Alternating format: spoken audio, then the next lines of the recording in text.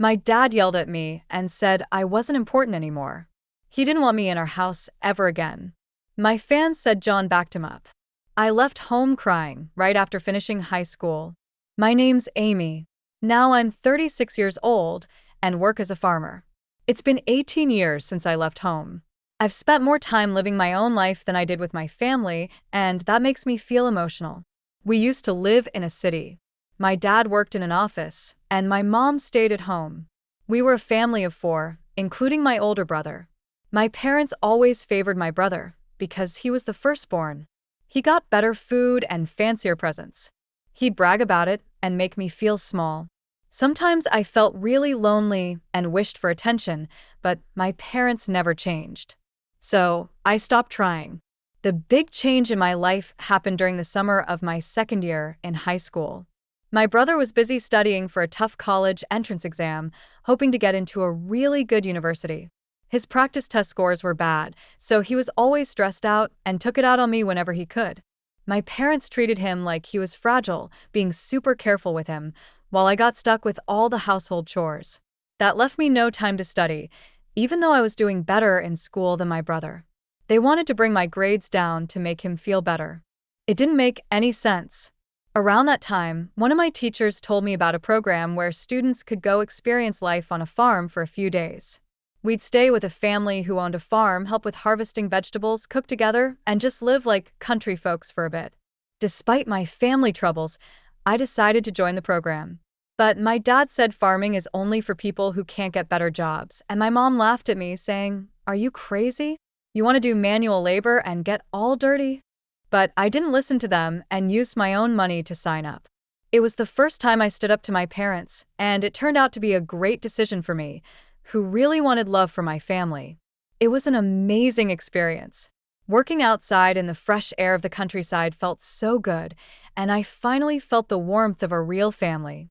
The oldest son in that family, John, was just a year older than me, the same age as my brother. But John was nothing like my brother. He was kind, strong, got along well with his parents, and treated me nicely too. John's parents were really gentle. Even though I was only there for 3 days, I cried a lot when it was time to leave. John's mom cried too, and she said, "You can come back anytime." I promised I would. They said they didn't use their phones much, so I started writing them letters regularly. Before long, John started writing back more often, and it turned into like a diary we shared. We started dating. It was a pure, long-distance relationship without even a single kiss. After my brother didn't get into his first-choice university and ended up in a lower-ranked college, it was my turn to apply for college. But my parents wanted me to get a job instead of going to college. They said it was because girls didn't need education, but really, I think they didn't want me to go to a better college than my brother. Since my time on the farm, I dreamed of being a farmer. I could have become one without going to college, but John was in college, so I decided to go too, and study a new kind of farming. Even though my parents and brother tried to stop me, I worked hard every day toward my goal. But when I passed the entrance exam for university, my dad got really angry and said, "Are you a girl trying to go to a better college than your brother?" My mom said, "We don't have money to spend on you. Your brother needs it, so you should work and bring money home." My parents' hurtful words left me feeling alone and sad. After a big fight, I decided to cut ties with them completely. John came to get me from home, and his parents, who were now my in-laws, helped pay for my college. I ended up going to college, and 4 years later, I married John. I didn't speak to my parents or brother during college. But when my in-laws said we should at least tell them about the wedding, we went to my childhood home for the first time in 4 years. It was summer after graduation and a busy time for planting, so we couldn't visit earlier. We all had tanned faces from working outside, but my parents and brother made fun of us. My mom asked, "How old are you now? You must be poor to work." Outside, it got so dark. I felt so embarrassed. "Please stop, Mom," I said quietly, but she didn't listen. My brother smirked and said, "Smart people like me make money with our brains. If you're stuck doing manual labor, it means you're not very smart." I felt sick, and my in-laws' smiles disappeared. My husband spoke up, saying, "We're proud to be farmers and we work hard." My dad laughed in a mean way and told me, "From now on, you're a stranger to us. You're marrying a farmer who works hard for a living. We're going to pretend you don't exist. Don't come to us for money. We don't want to see you anymore." At 18, I already felt like I didn't belong, so his words didn't surprise me, but it still hurt, especially with my in-laws and John looking at me with sympathy. I cried quietly on the way home, deciding to forget about my family. Time passed quickly, and 18 years went by. The hurt started to fade. I had 2 kids and a busy but happy life. I almost forgot about my parents and brother until a cousin told me my brother was getting married. We were close, and we kept in touch even after I got married. I once sent them rice from our farm, and they liked it, so we stayed in touch and talked on the phone once a month. My cousin mentioned we could catch up at the wedding, but I hadn't heard anything about the wedding from my parents or brother. Well, since we're not talking, I wouldn't know. I heard they're building a new house. "I wonder if it's done," my cousin said. It seemed both my parents and brother planned to move after the wedding. My cousin knew about the problems between my parents and me, but they probably assumed I'd still show up at important family events. After the call with my cousin, I impulsively called my mom's cell phone, but all I got was a message saying, "This number is no longer in use." I tried calling my father next, but got the same automated message again. Did they change their numbers? I didn't have my brother's number, so I couldn't call him. With shaky hands, I dialed the landline for our family home. Someone picked up. "Hello." It was my brother. "It's Amy. I heard you're getting married and moving." I started to congratulate him, but he interrupted me. "You don't need to do anything. You're a farmer. A stranger to me. Don't call me," he yelled before hanging up. I tried calling him back, but I was already blocked. It was so harsh. No matter how much he disliked me, we were still a family. It hurt to be rejected like that.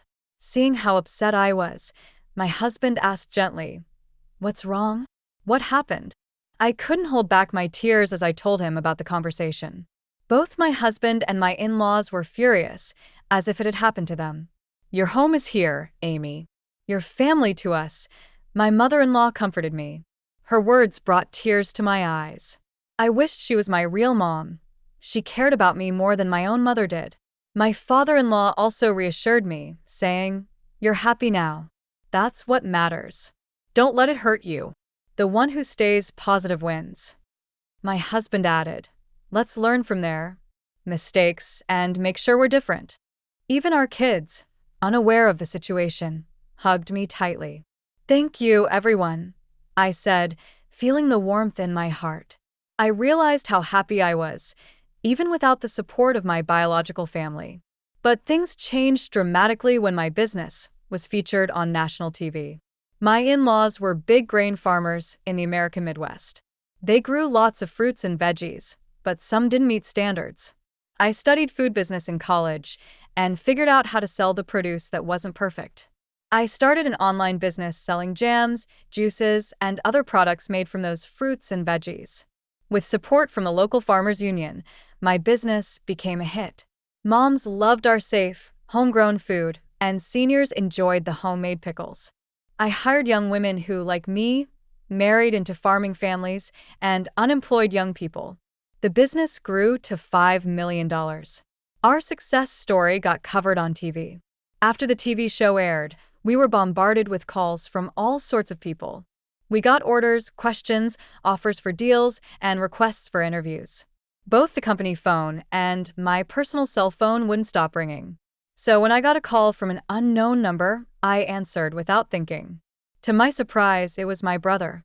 I figured he must have seen the TV feature and heard about my success. But without much of a hello, he said, "I'm thinking of starting a business. Can you lend me some money?" "Excuse me? Absolutely not," I replied firmly, feeling even more resolute. I coldly rejected his request and hung up. But he called again. "Stop arguing and give me the money. If a woman like you can start a business and make money, I'm sure I can do it too," he shouted relentlessly. "That's not how someone asking for a loan should act," I responded, baffled by his confidence.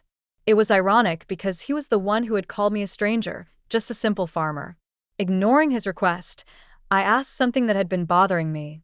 By the way, who decided not to tell me about the move? Obviously it was me. My wife, she's a city girl, you know. The moment I mentioned you, she suggested we cut ties. So that was the reason. I didn't want to hear more, so I hung up and blocked his number. It seemed like my brother's wife, whom I'd never met, had a similar attitude to my brother and parents. Realizing that my brother had seen me on TV probably meant my parents had too. A few hours later, I received another call from an unknown number, but it turned out to be my father. "Why are you in charge? Did you take a man's job?" he demanded. I replied, "Well, both John and my father-in-law are deeply involved in the farming business, so it's only natural. In fact, large-scale consolidation has become advantageous for somewhat larger farms. My father-in-law is the president of the local agricultural association, and John has incorporated his share as an in-law and is now the president of that corporation." Perhaps my explanation convinced him, because then he asked, "Why? Why haven't you been in touch?" Feeling stunned, I replied, "You're the one who disowned me. I'm ending this conversation now," and I hung up and blocked his number. A few minutes later, my mother called. "Why won't you lend money to your brother? You're making $500 million a year, aren't you? Send money home. We're your real family. Have you forgotten all we've done for you? Raising you up? Give us at least $300 million, or at least $250 million. My mother was the most aggressive of all. Even though the business earns $500 million, that's the total revenue. After paying for expenses and employee salaries, I barely have anything left over. I exaggerated a bit, and my mother instantly shot back, "You're lying. That can't be true."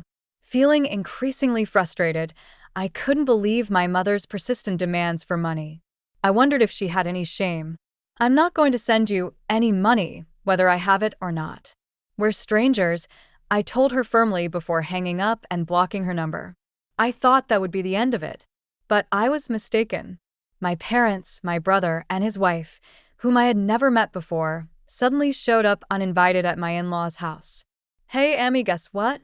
I'm taking back the disownment," my father announced. I was shocked at their desperation for money. My mother-in-law couldn't believe what was happening. Even my father-in-law and she were clearly uncomfortable, glaring at my parents in silence. The employees around us had gathered, looking shocked at my parents. My brother seemed to realize he wasn't welcome either. We're the real family, connected by blood. We deserve a share of your earnings too," he insisted. The woman with him, presumably his wife, nodded along in agreement. I was livid. "No, that's not how it works. Even though we share blood, there's been no emotional connection. You treated me like a stranger and abandoned me," I said, feeling the old wounds of being rejected by my biological family reopening. Tears threatened to spill again. Just then, John came and stood by my side. "Amy is part of our family now. Even if you haven't claimed her, we're perfectly happy without you. Please leave," he said firmly, defending me. The employees joined in, criticizing my parents. "We're with Amy. How dare you?" they exclaimed in unison. As I thought, this is my true family. I felt a deep sense of happiness. But my brother's anger was growing. Shut up, you country bumpkins. You're all uneducated trash. Aren't you supposed to obey us quietly?" he raged. But John calmly responded, "Actually, both my father and I are Ivy League graduates. And Amy graduated from a prestigious agricultural university." Revealing our educational background, he stunned them. "What? With degrees from top universities? Why are you farming?" my brother exclaimed in disbelief. Maybe for my brother, graduating from a lower-rank university was his only source of pride, and he likely didn't anticipate being outmatched in terms of education. I aimed at John and remained composed as he stated, "Farming is an honorable profession. We can apply what we've learned in college to it." I couldn't contain my laughter at the absurdity of it all. "Brother, you've been bested by John in every way," I chuckled, feeling a sense of relief wash over me. Realizing I had been too fearful of my brother and parents, I spoke up firmly. "Let me make this clear one last time. We are strangers now." Pausing briefly, I adopted a polite tone. Therefore, I cannot lend or give money to strangers. Please leave. If you cause trouble or act violently, I will call the police and take legal action. I asserted our separation unequivocally. My in-laws and husband moved closer to me, ready to shield me from any harm my parents and brother might try to inflict. I was deeply touched, feeling genuinely cared for. The employees also joined in, shouting at my parents, "Get out of here! Go home!" My parents, brother, and sister-in-law left with resentment in their eyes, unable to argue further and only able to retreat. Later, I heard from my cousin that my brother and parents tried to get rich quickly by starting a business with borrowed money instead of asking me. But their arrogance led to a major failure. Now they're on the brink of bankruptcy. But I've cut ties with them, and I have no intention of getting involved anymore. As for me, my work is thriving, and I'm surrounded by my true family, supportive in-laws, a loving husband, and wonderful children. I'll cherish each day, enjoying the happiness of life.